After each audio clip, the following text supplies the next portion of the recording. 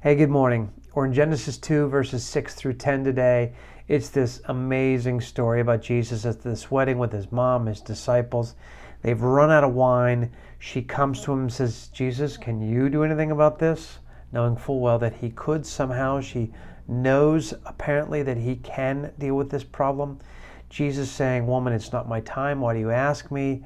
And then I love that the mom just bulldozes Jesus.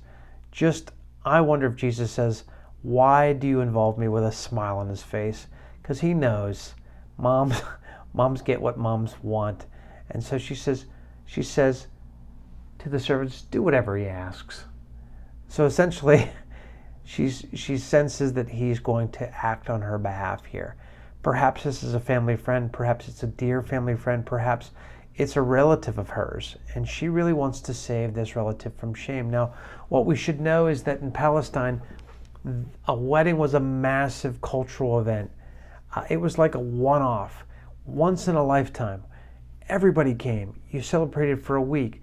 You spent a fair bit of money. You invested so much in this thing. Our celebrations are very costly for the day, but this was a week-long celebration. And people would come, and they would come from far away to be there with you. So this is an amazing cultural event. And here, Jesus is now asked to do something about it. So let's read our text.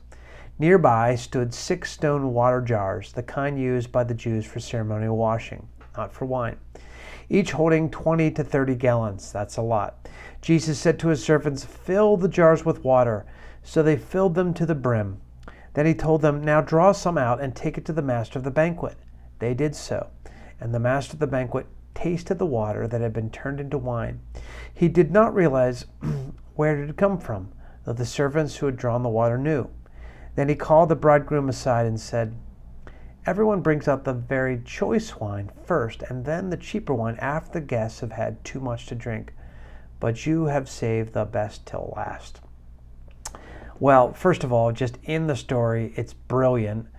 Of course, Jesus would make the very best wine. Of course, the creator of the universe, the incarnate Son, would know exactly how wine is made.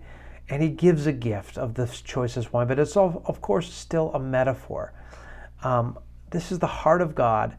And in some ways, Jesus is this long line, and Jesus is the best of the prophets and the best of the kings and the best of the priests. God has saved the best for last in the person of Jesus, to be celebrated and to be savored and to say, wow, God, you have saved the best for last. Let's think about Jesus in this way today.